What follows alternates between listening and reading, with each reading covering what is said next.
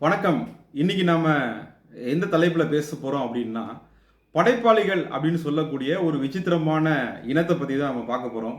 என்ன இன்னைக்கு திடீர்னு படைப்பாளிகள பத்தி பேசுறோம் அப்படின்னா, இது நான் நெறைய காணொளிகள், அப்புறம் கட்டுரைகள் இது சார்ந்து நான் எழுதியிருக்கேன். இருந்தாலும் ஒரே ஒரு தொகுப்பா, ஒரு காணொளியா இது பத்தி நம்ம போட்டுறலாம் அப்படின்றதுனால தான் இந்த ஒரு முயற்சி. படைப்பாளிகள் அப்படின்னு சொன்னா, இது நம்ம இயக்குனர் எடுத்துக்கலாம், ஒளிப்பதிவாளர் எடுத்துக்கலாம், நடிகர்கள் எடுத்துக்கலாம், யார வேணா எடுத்துக்கலாம். கிட்டத்தட்ட ஒரு 5000லேருந்து 6000 நபர்கள் திரைத்துறையில சாதிக்கணும் அப்படின்னு முயற்சி பண்ணிட்டு இருக்காங்க. அ ஆனா இந்த துறையில இருக்கக்கூடிய ஒரு விசித்திரமான செயல் என்ன அப்படின்னா, வேற எந்த துறையிலுமே அது கிடையாதுங்க. இந்த துறையில என்ன இருக்கு அப்படின்னா, இப்போ ஒரு விளையாட்டு துறையை எடுத்துக்கிட்டீங்கன்னா, ரொம்ப கடினமான சூழ்நிலை. ஏன்னா, ஆ ஆல் இண்டியா லெவல்ல அவங்க ரெப்ரசன்ட் பண்ற மாரி இருக்கும். லட்சக்கணக்கான நபர்கள் கூட அவங்க போட்டி போடுற ஒரு செயல் அங்க நடக்கும். ஆனா, எந்த ஒரு வீரரோ, வீராங்கனையோ, நான் சாதிச்சா மட்டும் தான் திருமணம் செஞ்சுப்பேன். நான் ஸ்டேட் லெவல்ல விளையாண்டா கூட நான் திருமணம் செஞ்சுக்க மாட்டேன். நான் நேஷனல் ரெப்ரசன்ட் பண்ணா மட்டும் தான் திருமணம் செஞ்சுப்பேன். அப்படின்ற மாரி யாருமே சொல்றதில்ல. 2வது அந்தந்த துறைக்கு என்ன கல்வி தேவையோ, பயிற்சி தேவையோ, அத கட்டாயமா அவங்க செலவு செஞ்சு அத கத்துக்கிறாங்க. இல்லன்னா, அதுக்கான ஸ்பான்சர்ஸ் அவங்க எடுத்துக்கிறாங்க. இதில நீங்க முக்கியமா பார்க்க வேண்டியது என்னன்னா, உடல் தகுதி, மனத்தகுதி அப்படின்னு சொல்லிட்டு லட்சக்கணக்கான நபர்களோட சேர்ந்து போட்டி போட்டு இருக்கக்கூடிய பல துறைகள் இருக்கு. அந்த துறைகள் எல்லாமே பார்த்தீங்கன்னா, கனவுல யாருமே வாழ்றதில்ல. நிதர்சனம் என்னவோ, அந்த நிதர்சனத்த வச்சு தான் அவங்க வாழ்றாங்க. அதனாலேயே பார்த்தீங்கன்னா, அவங்களுடைய பெர்சனல் விஷயத்துக்கும், ப்ரொஃபஷனல் விஷயத்துக்கும் அவங்க கலக்கிறதே இல்ல. ஆனா திரைத்துறையில மட்டும் பார்த்தீங்க அப்படின்னா, யார் இத சொல்லிக் குடுத்தாங்க? எங்கே இது தொடங்குனுச்சு? அப்படின்றது எனக்கு தெரியல. ஆனா, ஒரு படம் பண்ணதுக்கு அப்புறம் தான் திருமணம், அப்புறம் தான் நமக்கு காதல் அப்படின்னு சொல்லிட்டு அவங்களுடைய இளமை காலத்த வீணடிச்சிட்டு இருக்காங்க.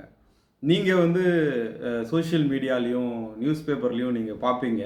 நிறைய நடுவயது தாண்டிய படைப்பாளிகள், குடும்பம் இல்லாம அவங்க நடு ரோட்ல சாகுறது, ஏவிஎம்க்கு முன்னாடி சாகுறது, அவங்க எந்தெந்த ஸ்டுடியோ எதிர்ல முயற்சி பண்ணாங்களோ, அங்கெல்லாம் போய் சாகுறது, யாருமே இல்லாம அனாதையா போய் ஹாஸ்பிட்டல்ல சாகுறது, இதெல்லாம் என்னன்னா, அ பிடிவாதம் மட்டும் தான். இந்த பிடிவாதத்துக்கு பின்னாடி ஒரு அறிவாளித்தனம் இருந்ததுன்னா, அத நம்ம கட்டாயமா பாராட்டலாம். ஆனா, யார் கூட நம்ம சேரணும், நட்பு எந்த மாதிரி வச்சுக்கணும், எப்படி நம்ம முயற்சி செஞ்சு பலன அடையணும், அதாவது ஸ்மார்ட் ஒர்க்குன்னு நம்ம சொல்லுவோம். அந்த மாதிரி எதுவுமே இல்லாம, ரொம்ப பிடிவாதத்தா வாழ்ந்துட்டு இருக்கக்கூடிய நெறைய நபர்கள் இருக்காங்க. இவங்களால என்ன ஆகுது அப்படின்னு பார்த்தீங்கன்னா, இதுக்கப்புறம் வரக்கூடிய சந்ததிகள் யார் யாரெல்லாம் முயற்சி பண்ணிட்டு இருக்காங்களோ, அவங்களுமே இந்த மாதிரியான பழக்கங்களுக்கு ஆளாகுறாங்க. அ இன்னொரு விஷயம், படைப்பாளிகள் ஒண்ணு புரிஞ்சுக்கிறது இல்ல. சப்போஸ் இவங்க ஒரு திரைப்படம் எடுத்துடுறாங்க. எடுத்து அது மாபெரும் வெற்றி அடைஞ்சிருது. அதுக்கப்புறம் திருமணம் செஞ்சுக்கிறாங்க. அதுக்கப்புறம் தொடர்ந்து இவங்க தோல்வி படங்களா குடுத்து இண்டஸ்ட்ரியிலே இல்லன்னு வச்சுப்போமே. இவங்க லைம் லைட்ல இல்ல. இவங்களுக்கு படை வாய்ப்புகளே இல்ல. இது இயக்குனரா இருந்தாலும், ஒளிப்பதிவாளரா இருந்தாலும், எடிட்டரா இருந்தாலும், அ நடிகர்களா இருந்தாலும், யாரா இருந்தாலும் வச்சுக்கோங்க. இப்போ இவங்க என்ன செய்வாங்க? செஞ்ச திருமணத்த திரும்ப பெற முடியுமா? அப்ப இவங்களுக்கான பேக்கப் பிளான் என்ன? இப்போ ஒரு உதாரணத்துக்கு கிரிக்கெட்ல, வாலிபால்ல, ஃபுட்பால்ல இப்படி நீங்க எடுத்துக்கிட்டீங்கன்னா, இதுல பார்த்தீங்கன்னா, ஒரு ரிட்டயர்மென்ட் வயது அப்படின்னு ஒண்ணு இருக்கு. அது உள்ள வர்றவங்களுக்கும் நல்லா தெரியும். ஒரு 35லேருந்து 40 வயதுக்குள்ள ரிட்டயர் ஆயிடணும். ஏன்னா, அதுக்கப்புறம் இந்த துறைக்கான உடல் நமக்கு ஒத்துழைப்பு இருக்காது அப்படின்னு. ஆனா, திரைத்துறைய பொறுத்தவரையிலும் பார்த்தீங்கன்னா, மூளை தான் நமக்கு முதலீடு, மூளை தான் நமக்கு பலம். இது எந்த அளவுக்கு நம்ம துரிதமா நம்ம செயல்படுத்துறோமோ, அதுவரையிலும் நம்ம காலம் காலமா இருக்கலாம்.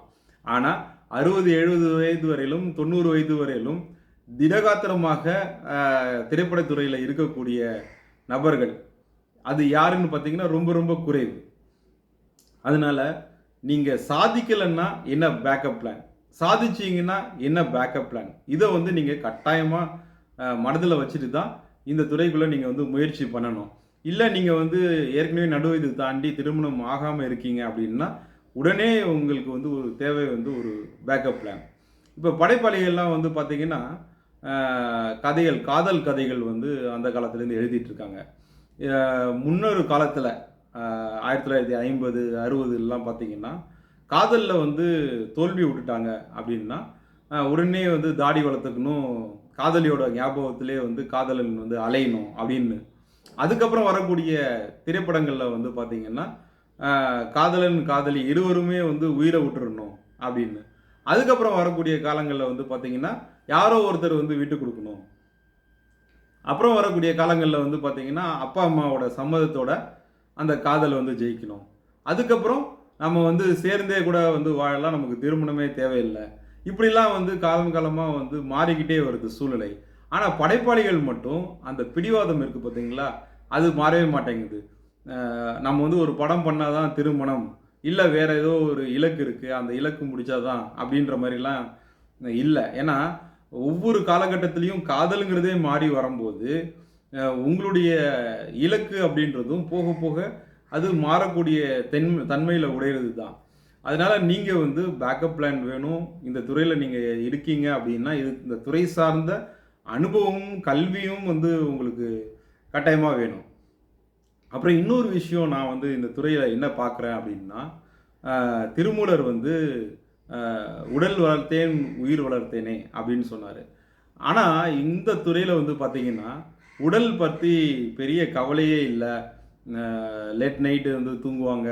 அவங்களுக்கு இல்லாத கெட்ட பழக்கங்கள் இல்ல. நான் சொல்றது வந்து எல்லாரையுமே இல்ல. ஆனா, மெஜாரிட்டி அ நெறைய பேருக்கு வந்து பார்த்தீங்கன்னா, இந்த புகை பழக்கம், அ அ குடிப்பழக்கம் இது எல்லாமே இருக்கிறதுனால என்ன ஆகுதுன்னா, இவங்க கிட்ட வந்து வந்து சேர வேண்டிய கல்வி வந்து வரமாட்டேங்குது. அந்த கல்வி தங்க மாட்டேங்குது. அதனாலேயே வந்து இவங்க என்ன பண்றாங்கன்னா, இந்த உடல வந்து கவனிக்காமலே, ஒரு விரக்தியா அப்படியே விட்டுறதுனால, அந்த உடல் பாதிப்படைந்தும் இவங்க இலக்க வந்து அடைய விடாம, இது வந்து தடுக்குது.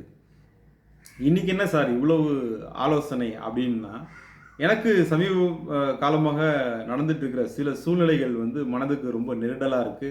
படைப்பாளிகள் பலர் வந்து பார்த்தீங்கன்னா, இளம் வயதிலும், நடுத்தர வயதிலும் அ சாதிக்கணும்னு நெனைக்கிற அந்த ஆர்வத்தில இருக்கும்போதே வந்து அவங்களுடைய உயிர் வந்து பிரிஞ்சிடுது. அது ஆக்சிடென்ட்ல இருக்கலாம், இல்ல இயற்கையா இருக்கலாம், இல்ல வந்து நோய் மூலமா இருக்கலாம், எப்படி வேணா இருக்கலாம். ஆனா சாதிக்கணும்னு நம்ம முடிவு பண்ணிட்டோம் அப்படின்னாலே, இந்த திரைத்துறைக்குள்ள வரும்போது, நாம ஒரு விஷயம் வந்து நல்லா மனசுல நெனச்சுக்கணும். நம்ம சரியான ஒரு பயிற்சி, கல்வியோட இதுக்குள்ள வரணும். இந்த செயல் ஜெயிச்சா நம்ம என்ன பண்ணுவோம்? தோத்துட்டா நம்ம என்ன பண்ணுவோம்? இந்த ஒரு பகுப்பாய்வு நம்மள பத்தியே இல்லாம, நம்ம இந்த துறைக்கு வர்றது வந்து நல்லதில்ல அப்படின்னு நான் நெனைக்கிறேன். நன்றி.